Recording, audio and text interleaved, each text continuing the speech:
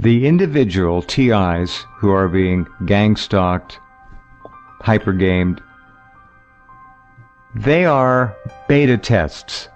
This is being done to gather data on how to apply it to the masses all at once.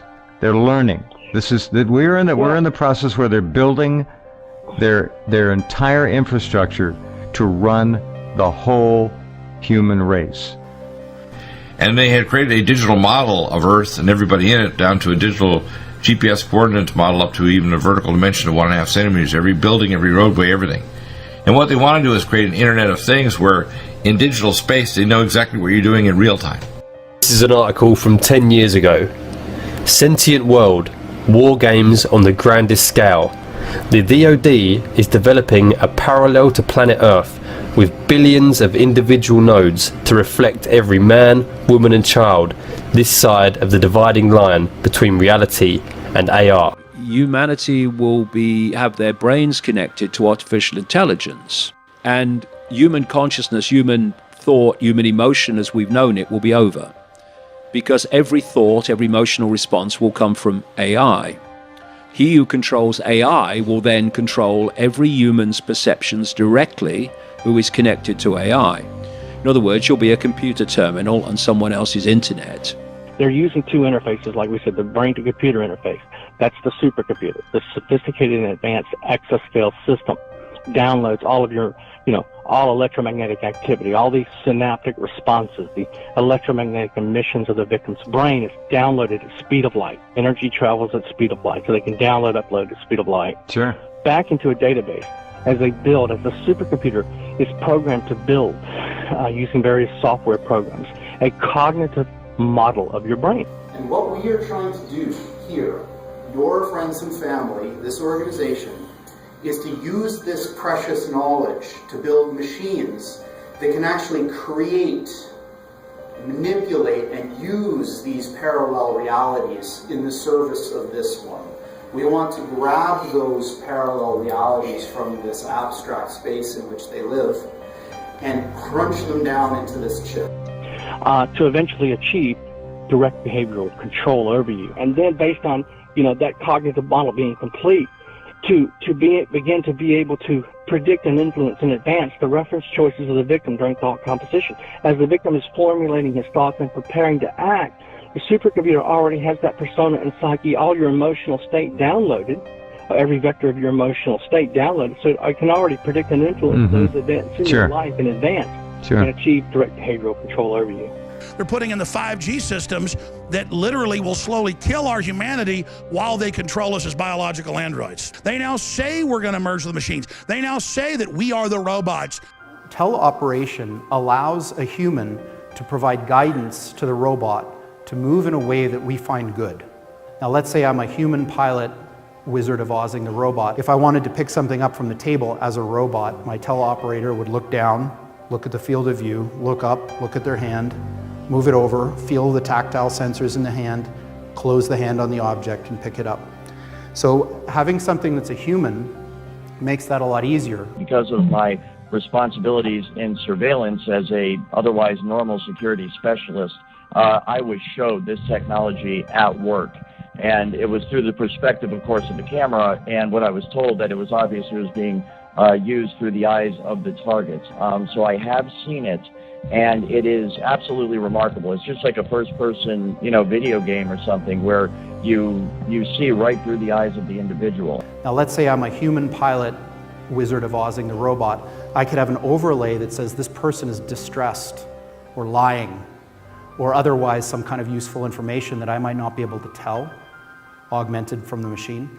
So if I was a robot, stood up on stage, and my teleoperating pilot did this, my robot would do that, and now I can look over there, and now I can look over there. So teleoperation is a superpower in helping robots learn. In fact, the very nature of the research and development program that is going on in Seattle, Washington, and I think by extension what's being done to TIs around the country is very largely geared towards the monitoring of human beings for the specific purpose of recording every aspect of human existence, to monitor our thoughts and to monitor our emotions and our feelings, to inform computer software that is used on robots, that is used on computers themselves, to make them as human-like as possible. And obviously, computers are better at things than people in lots of different ways. So now imagine, not only can they do everything that a human can do, but they can do everything that the best human at any task could do better than them. In 2003, they launched what's called the AI system, which is a intelligent supercomputer with the intelligence of a human being. In other words, a smart human being, but able to think 10 trillion times faster, with the access to all known knowledge and history, and a complete access to the internet and all of the communication pathways. So you're dealing with a system of remote neural networks. That's what's targeting you, okay? Remote neural networks, okay, with a will, intellect, and emotion of their own. Integrated into a package that consolidates them in human form. So everything that's ever been built in the history of AI, you can pack into one of these machines and give that capability to a human-like robot. So there's the form factor doesn't limit you in using these things. You can still use all of the techniques of modern AI. So if I was a robot, stood up on stage, and my teleoperating pilot did this, my robot would do that, and now I can look over there, and now I can look over there. As far as I'm aware, it's real time. There may be a second or two delay, but it is as it is happening. They can actually see through the eyes of the target. It's done all remotely. And that is rendered, of course, in essentially real time on a computer screen.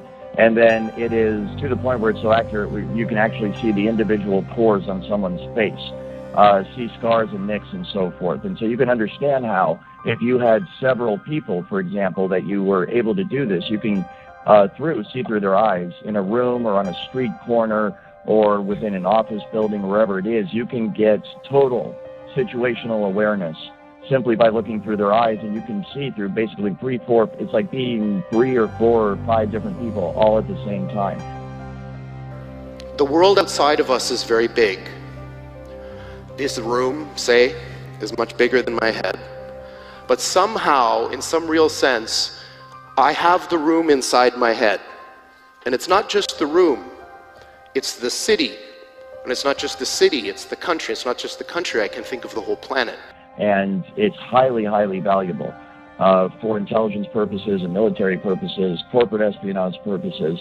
And it is amazing the extent to which this technology works. It's so far advanced beyond what most people are aware of. It's truly mind-blowing. And I think that's a big part of educating people, is making them understand that, fortunately or unfortunately, this is possible, and it is being done right now today.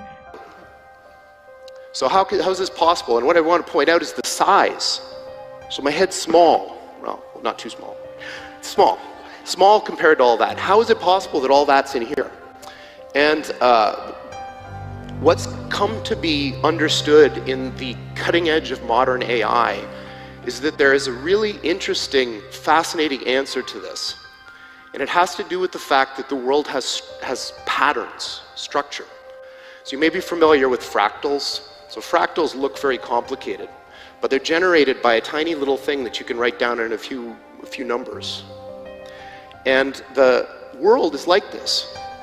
Images, like natural images, like what I'm looking at, have so much structure that they can be shrunk and compressed into a very tiny, what AI people call representation. So what our brains seem to do is build a very, very good compressed representation of the world. Call it a model.